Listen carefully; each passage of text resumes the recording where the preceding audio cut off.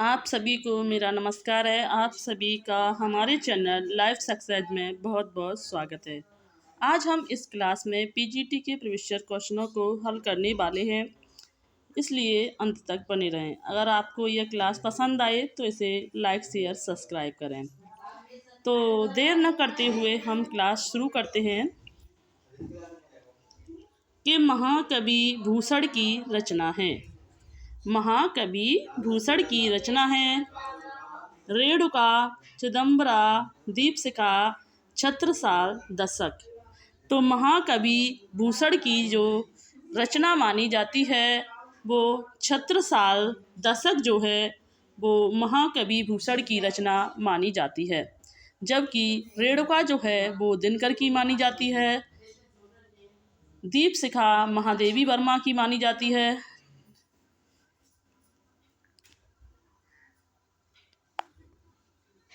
अगली रचना देखते हैं कि रीतिकालीन कवियों की काव्य भाषा क्या थी।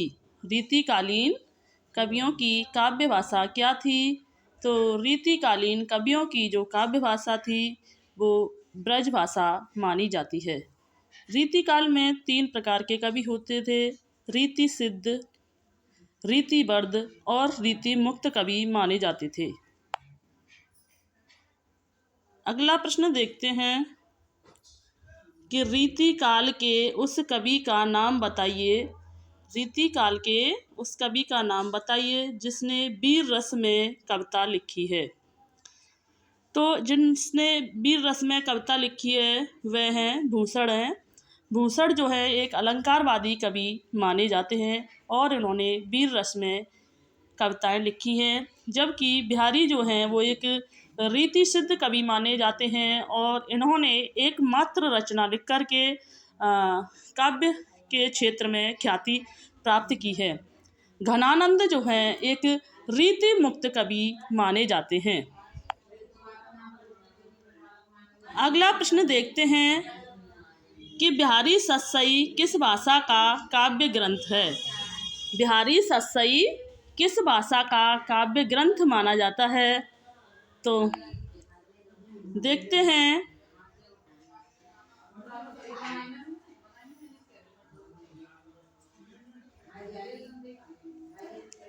तो बिहारी सतसई जो है वो एक ब्रज भाषा का ग्रंथ माना जाता है। बिहारी सतसई के जो रचयिता हैं वो बिहारी जी हैं। अगला प्रश्न देखते हैं कि सुजान शब्द का प्रयोग किस कवि की कविता में सर्वाधिक हुआ। सुजान शब्द का प्रयोग किस कवि की कविता में सर्वाधिक हुआ है? तो बिहारी, भूषण, गणानंद या ठाकुर। तो जो सुजान शब्द का जो सर्वाधिक प्रयोग हुआ है वो घनानंद की रचनाओं में हुआ है, जबकि भूषण एक अलंकारवादी माने जाते हैं और बिहारी एक रीति सिद्ध कवि माने जाते हैं और ठाकुर को एक रीति मुक्त कवि माना जाता है। अगला प्रश्न देखते हैं कि इनमें से कौन सा कवि रीति मुक्त नहीं है। इनमें से कौन सा कवि है जो रीति मुक्त नहीं है? तो घनानंद, आलम, बोधा या केशवदास। तो इनमें से कौन सा कवि है जो रीति मुक्त नहीं है? तो केशवदास जो है वो रीति मुक्त कवि नहीं है, जबकि केशवदास एक रीतिबद्ध कवि माने जाते हैं। घनानंद, आलम, बोधा जो हैं एक रीति मुक्त कवि माने जाते हैं। अगला प्रश्न देखते हैं कि रानी केतकी की कहानी के रचनाकार कौन थे। रानी केतकी की कहानी के रचनाकार कौन थे? तो रानी केतकी की कहानी के जो रचनाकार हैं वो इंसाहल्ला खां जो हैं वो रानी केतकी की कहानी के रचनाकार माने जाते हैं। अगला प्रश्न देखते हैं कि इनमें से सदल मिश्र की रचना कौन सी है। इनमें से सदल मिश्र की रचना कौन सी है?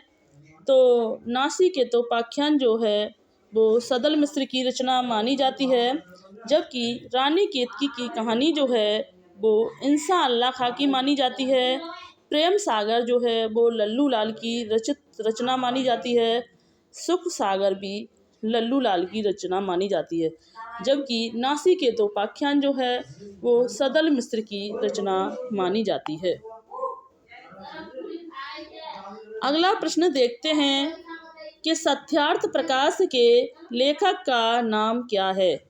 सत्यार्थ प्रकाश के लेखक का नाम क्या है? तो सत्यार्थ प्रकाश के जो लेखक का नाम है वो स्वामी दयानंद सरस्वती जो है वो सत्यार्थ प्रकाश के लेखक का नाम माना जाता है। अगला प्रश्न देखते हैं,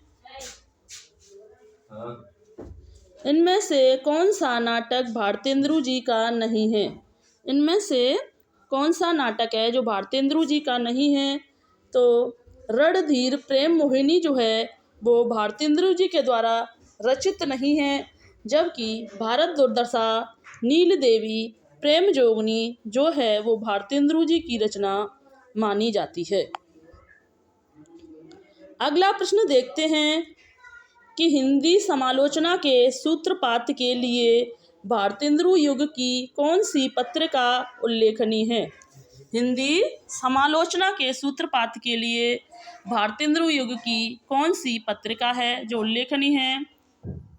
तो आनंद कामंदनी जो है वो हिंदी समालोचना के सूत्रपात के लिए पत्रिका उल्लेखनीय मानी जाती है।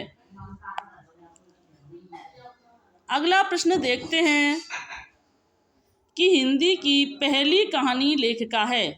हिंदी की पहली कहानी लेखिका है तो बंग महिला जो है वो हिंदी की पहली कहानी लेखिका मानी जाती है।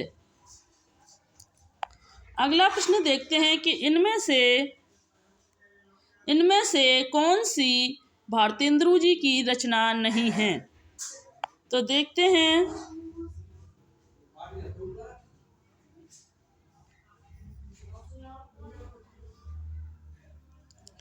तो पद्मावती जो है वो भारतेंदु जी की रचना नहीं है। जबकि वैदिक हिंसा हिंसा न भवति, विश्वस विश्वोसदम और बादशाह दर्पण जो है वो भारतेंदु जी की रचना मानी जाती है। जबकि पद्मावती जो है वो जायसी द्वारा रचित मानी जाती है। अगला प्रश्न देखते हैं, इनमें से सरस्वती पत्रिका के संपादक का नाम क्या है? इनमें से सरस्वती पत्रिका के संपादक का नाम क्या है? तो हजारी प्रसाद द्विवेदी, अयोध्या सिंह उपाध्याय, बाल कृष्ण भट्ट या महावीर प्रसाद द्विवेदी। तो इनमें से जो सरस्वती पत्रिका के जो संपादक का नाम माना जाता है तो वह महावीर प्रसाद द्विवेदी जो हैं वो सरस्वती पत्रिका के संपादक माने जाते हैं। तो सरस्वती पत्रिका की जो स्थापना थी वो 1900 ईस्वी में की गई थी। अगला प्रश्न देखते हैं कि इनमें से कौन सा जोड़ा सही है? तो महादेवी वर्मा निहार जो रचना है वो महादेवी के द्वारा वर्मा जी के द्वारा रचित मानी जाती है। जबकि मैथिली शरणगुप्त कामायनी जो है वो मैथिली शरणगुप्त की नहीं है बल्कि जयशंकर प्रसाद की मानी जाती है।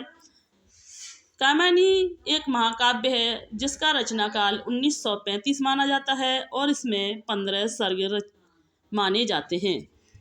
पंत जो है वो तोड़ती पत्थर जो है वो पंत की नहीं जबकि यह निराला जी की रचना मानी जाती है। साकेत जो है निराला जी की नहीं जबकि मैथिली शरणगुप्त की रचना मानी जाती है। अगला प्रश्न देखते हैं कि छायावाद को स्थूल के प्रति सूक्ष्म का विद्रोह किसने कहा है? छायावाद को स्थूल के प्रति सूक्ष्म का विद्रोह किसने कहा है? तो छायावाद को स्थूल के प्रति सूक्ष्म का विद्रोह जो है वो डॉक्टर नगेंद्र ने छायावाद को स्थूल के प्रति सूक्ष्म का विद्रोह कहा है। अगला प्रश्न देखते हैं कि कौन सा कवि छायावादी नहीं है? तो कौन सा कवि जो है वो छायावादी नहीं है? तो जायसी जो हैं वो एक छायावादी कवि नहीं माने जाते हैं जबकि प्रसाद, पंत, निराला, महादेवी आदि जो हैं यह छायावादी कवि माने जाते हैं। और जायसी जो हैं एक प्रेम मार्गी कवि माने गए हैं। अगला प्रश्न देखते हैं कि छायावाद के प्रमुख कवियों में किसमें गीतों की मधुर वेदना की मर्मज्ञ अभिव्यक्ति अधिक हुई है? तो महादेवी वर्मा जी की रचनाओं में गीतों की जो मधुर वेदना की मर्मर अभिव्यक्ति जो है वो अधिक हुई है। अगला प्रश्न देखते हैं कि प्रगतिवादी काव्य सृष्टि है। प्रगतिवादी काव्य सृष्टि है तो प्रगतिवादी जो है वर्ग चेतना प्रधान काव्य सृष्टि मानी जाती है। अगला प्रश्न देखते हैं कि इनमें से कौन सी रचना केदारनाथ अग्रवाल की नहीं है? निम्न में से कौन सी रचना है जो केदारनाथ अग्रवाल की नहीं है? तो युग की धारा जो है वो केदारनाथ अग्रवाल की रचना नहीं मानी जाती है, जबकि युग की गंगा, नींद के बादल और आग का झरना जो है वो केदारनाथ की रचना मानी जाती है।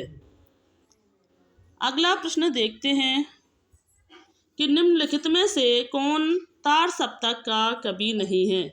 निम्नलिखित में से कौन है जो तार सप्तक का कवि नहीं है?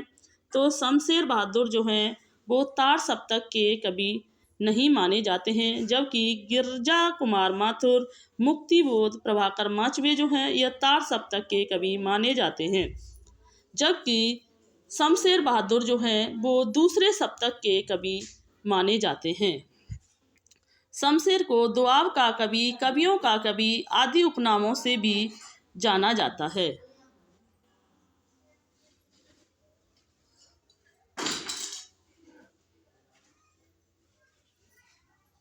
अगला प्रश्न देखते हैं कि अज्ञ कौन से बाद के कवि हैं? अज्ञ कौन से बाद के कवि हैं? तो अज्ञ जो हैं वो प्रयोगवाद के कवि माने जाते हैं।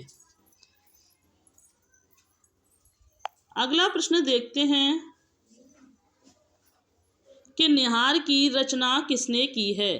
तो निहार की जो रचना है वो महादेवी वर्मा के द्वारा की गई है। निहार, नीरजा, दीपशिखा ये सभी महादेवी वर्मा की रचनाएं मानी जाती हैं। महादेवी वर्मा का जन्म जो था वो 1907 ईस्वी में फर्रुखाबाद में हुआ था और महादेवी को आधुनिक युग की मीरा कहा जाता है। अगला प्रश्न देखते हैं कि इनमें से कौन सा जोड़ा जो सही माना जाता है?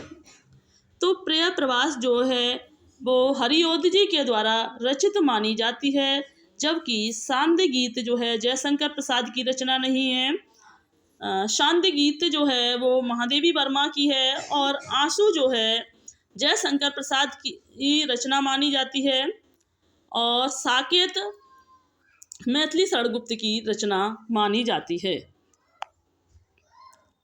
अगला प्रश्न देखते हैं कि प्रयोगवाद के प्रवर्तक के अनुसार प्रयोगवादी कवि का मुख्य तत्व क्या है? प्रयोगवादी अगला प्रश्न देखते हैं कि गुलाबी बन्नो कहानी के लेखक के कहानी है। तो इसमें भी तो गुलाबी बन्नो जो कहानी के जो लेखक माने जाते हैं तो धर्मवीर भारती जो हैं वो गुलाबी बन्नो कहानी के जो हैं लेखक माने जाते हैं। अगला प्रश्न देखते हैं कि अलका जयशंकर प्रसाद के किस नाटक की पात्र है? अलका जयशंकर प्रसाद के किस नाटक की पात्र है? तो अलका जो है वो चंद्रगुप्त नाटक की पात्र मानी जाती है। अगला प्रश्न देखते हैं कि अशोक के फूल निबंध के रचयिता हैं। अशोक के फूल निबंध के जो रचयिता हैं तो हजारी प्रसाद द्विवेदी जो हैं वो अशोक के फूल निबंध के रचयिता माने जाते हैं। अगला प्रश्न देखते हैं कि प्रसाद के द्वारा रचित इरावती कैसा उपन्यास है। तो प्रसाद के द्वारा रचित जो है इरावती जो है वो एक ऐतिहासिक उपन्यास माना जाता है। अगला प्रश्न देखते हैं कि इनमें से कौन सा उपन्यास प्रेमचंद का नहीं है। इनमें से कौन सा उपन्यास प्रेमचंद का नहीं है। तो शेखर एक जीवनी जो है वो प्रेमचंद का उपन्यास नहीं माना जाता है।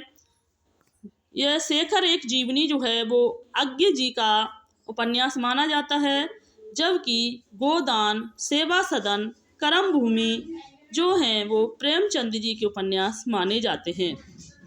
गोदान जो है वो 1936 में, सेवा सदन 1918 में, कर्म भूमि 1932 में रचित माना जाता है।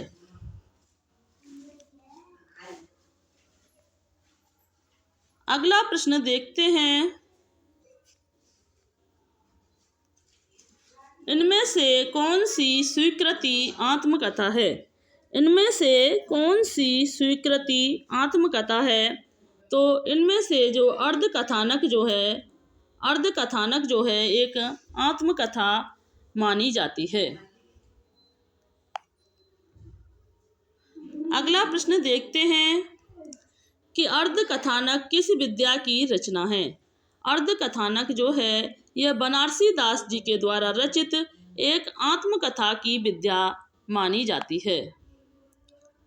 अगला प्रश्न देखते हैं कि हिंदी में रिपोर्ताज का आरंभ किस युग में हुआ है। हिंदी में रिपोर्ताज का आरंभ किस युग में हुआ है। तो हिंदी में जो रिपोर्ताज का आरंभ जो है वो प्रसादोत्तर युग, छायावादोत्तर युग में हुआ है।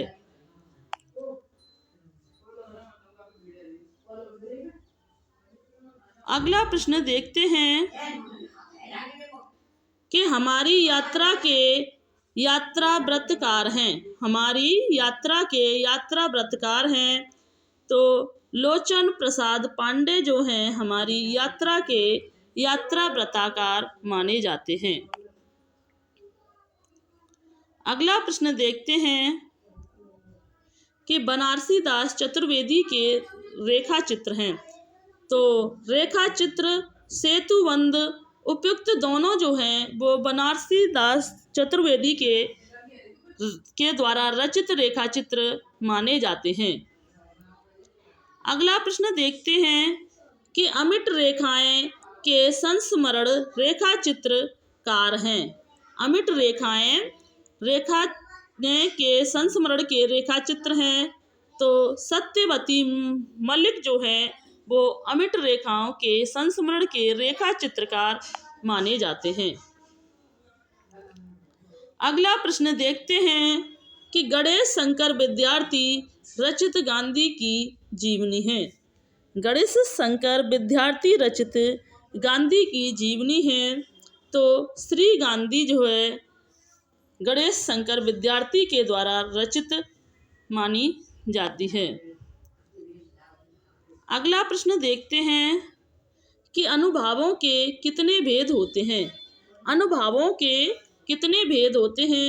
तो अनुभावों के जो हैं वो 2 भेद माने जाते हैं। अगला प्रश्न देखते हैं कि भरत मुनि ने रस सूत्र का विवेचन अपने किस ग्रंथ में किया है। तो भरत मुनि ने रस सूत्र का विवेचन अपने किस ग्रंथ में किया है। तो भरत मुनि ने नाट्य शास्त्र में रस सूत्र का विवेचन किया है।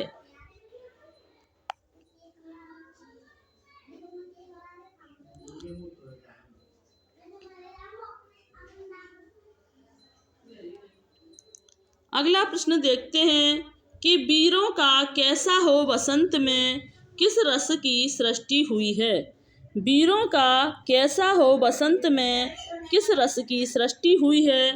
तो वीरों का कैसा हो बसंत यह सुभद्रा कुमारी चौहान के द्वारा रचित रचना मानी जाती है, जबकि इसमें वीर रस की सृष्टि हुई है। अगला प्रश्न देखते हैं कि दुख ही जीवन की कथा रही, क्या कहूँ आज जो नहीं कही, उपयुक्त पंक्ति में कौन सा रस है।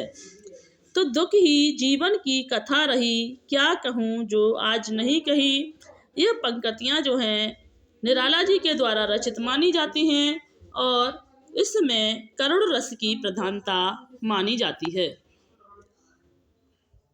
अगला प्रश्न देखते हैं कि मेरे तौर गिरधर गोपाल, दूसरो ना कोई, जाके सिर पर मोर मुकुट, मेरो पति सोई।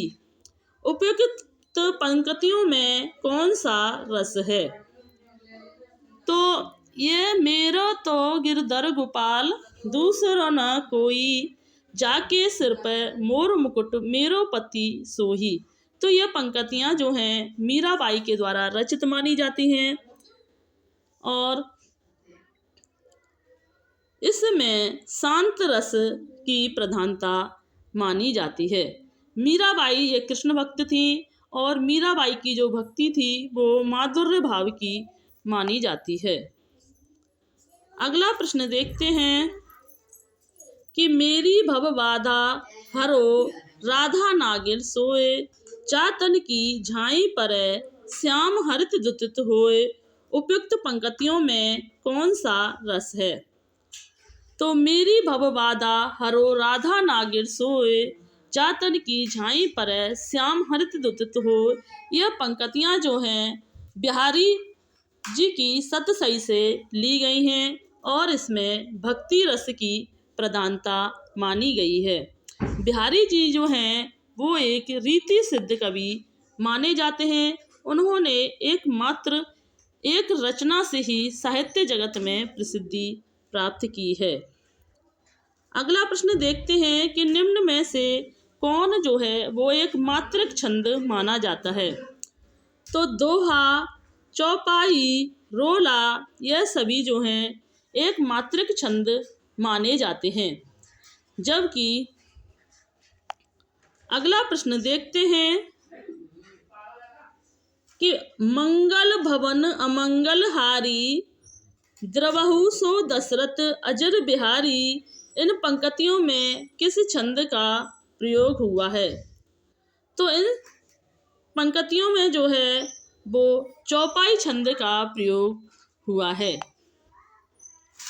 अगला प्रश्न देखते हैं कि छंद सदी के प्रेरणा आचार्य माने जाते हैं।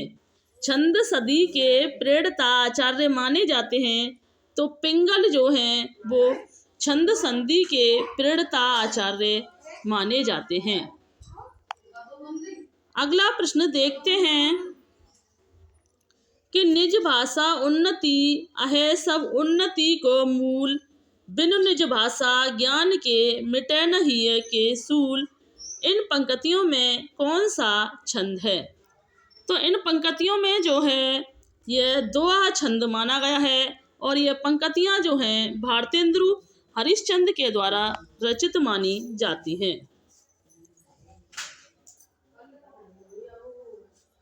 अगला प्रश्न देखते हैं कि सूर सूर तुलसी शशि उड़गन केशव दास, और कवि खगोत सम जह तय करे प्रकाश।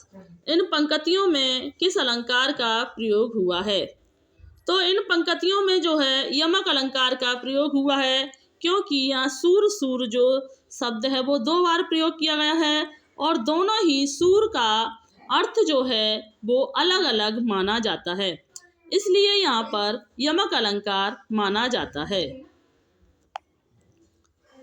अगला प्रश्न देखते हैं कि चरण कमल बंदो हरिराई में कौन सा अलंकार है। चरण कमल बंदो हरिराई में कौन सा अलंकार है। तो इसमें रूपक अलंकार माना जाता है। अगला प्रश्न देखते हैं कि नील परिधान बीच सुकुमार, खुल रहा मृदुल अदुल खुला अंग, खिला हो जो बिजली का फूल, मेघ बन बीच गुलाबी रंग। इन पंक्तियों में कौन सा अलंकार पाया जाता है। तो इन पंक्तियों में जो है उपमालंकार पाया जाता है और ये जो पंक्तियां हैं जयशंकर प्रसाद के द्वारा रचित मानी जाती हैं। जयशंकर प्रसाद हैं जो हैं वो एक छायावादी रचनाकार माने जाते हैं और उन्होंने कामिनी महाकाव्य की रचना 1935 में की थी, जिसमें 15 सर्ग थे। तो आज के 50 प्रश्न कंप्लीट होते हैं और आज की क्लास को हम यहीं समाप्त करते हैं। अगर आपको हमारी ये क्लास अच्छी लगी हो तो इसे लाइक, शेयर, सब्सक्राइब करें। Thanks for watching this video. जय हिंद, जय भारत।